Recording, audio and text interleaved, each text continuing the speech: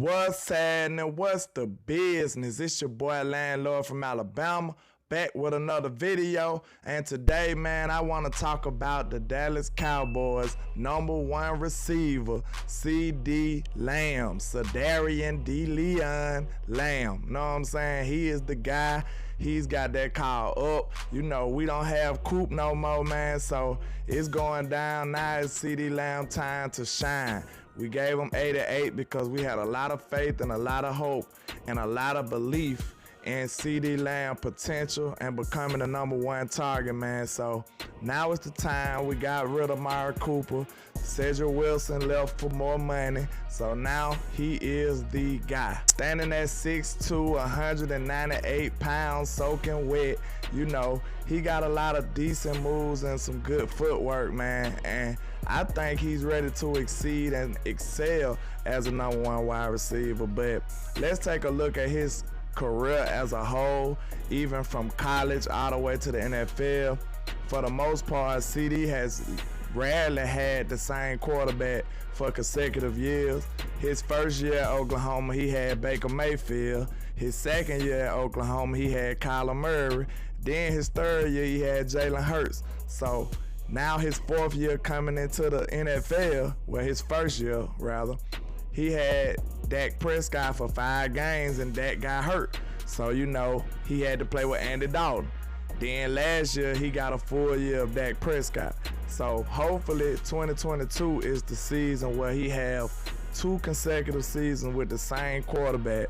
And we really don't even know how to project CeeDee's potential when it comes to him having some consistent quarterback play, because he always had to deal with any old guy throwing him the football. And he really never got the benefit of having chemistry with his quarterback, especially without having one in consecutive years. Like, it's easy to just be a talent and go out there and make plays, but he hasn't had that luxury of having that one special guy to be on the same accord, look at him and he know what route to run.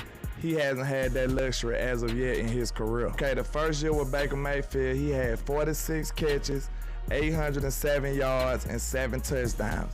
And you know, Baker is a pretty decent quarterback. You know, all the quarterbacks that he had went first round, basically. You know, now Jalen Hurts went second round, but they was pretty good quarterbacks in college. You know, Jalen came from Alabama and he was okay. But with Baker, he had a decent season, man. You know, CeeDee is just a versatile target. He got a large catch radius, so he can just catch the ball from any kind of position.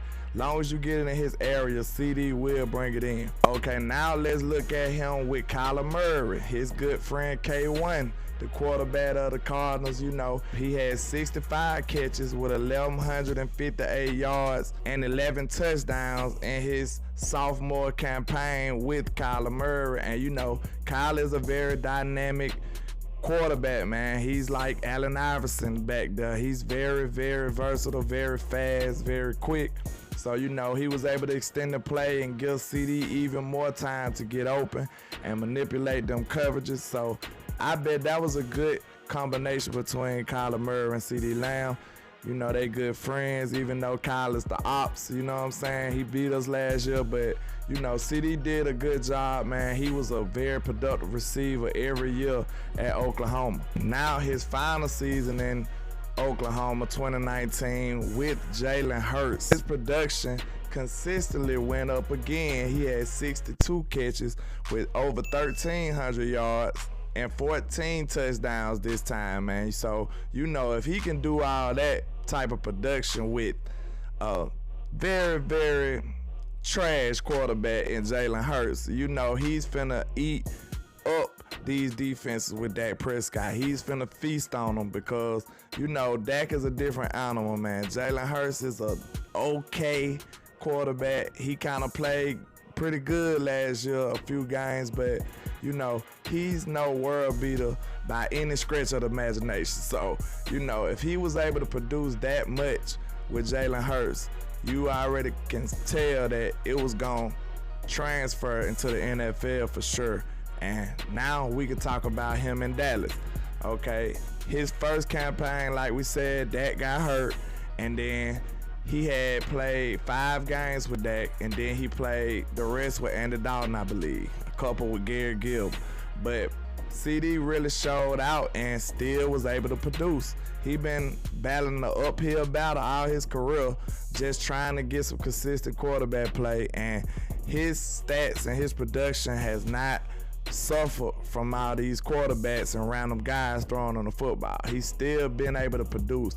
So to me, that is a big indication that he can be a number one. He has always been a number one, especially in college, and now it's translated into the NFL, especially last season. In 2021, CeeDee Lamb was basically the Cowboys' number one receiver, even though our scheme doesn't really cater to a number one player. We just like to spread the ball around, and you know their motto is to aggressively take what we are given, which I don't agree with, but that's the motto of Kellen Moore and his scheme. So, you know, it's really not leaning towards no one player, but CeeDee Lamb still was able to edge out all the other receivers and be the most productive, aka the number one receiver for the Cowboys. So in his first season at the Cowboys, with 5 games of Dak and the rest with Andy Dalton / Gary Gilbert, he was still able to come up with 74 catches, 935 yards,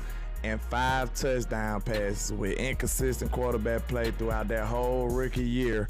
And you know, to me, Justin Jefferson wouldn't have been the best receiver if CeeDee would have been having a full Dak that rookie year. But that's another subject, another day, for another day. But you know, let's see what he did the second year. And we know last year what I spoke on, he became the number one guy.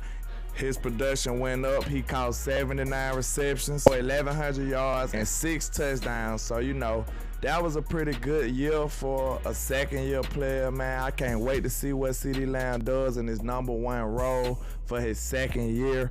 And I think sky's the limit for CeeDee, man. He got that type of swagger that says number one all over his demeanor. He's just a number one type guy. So my short answer is yes. He's ready. It's been time. He's ready to take over the reins of being the number one receiver in Dallas and represent that number 88 as he should. And, you know, I would argue that him suffering a little drops here and there is because him being used to having the ball more frequently throughout the game. You know, some players like to get in rhythm and stay warm when it comes to getting the ball, and the way our offense was operating, CeeDee might go 3-4 series without getting a target for real. So, and then boom, you pop up and just throwing the ball, and his mind ain't where it need to be, and he dropped the ball. So hopefully we be able to keep him in rhythm, keep him engaged, so we won't have to worry about those little brain fart type drops that we seen last year. I'm not too concerned about it. I feel like we're gonna keep him engaged and keep him involved, and the drops won't be a problem no more. But that's all I had for you today, man. Holla at your boy Landlord from Alabama with the same handle on all social sites. And like I say, 1K, one love, Cowboys Nation. Let's go.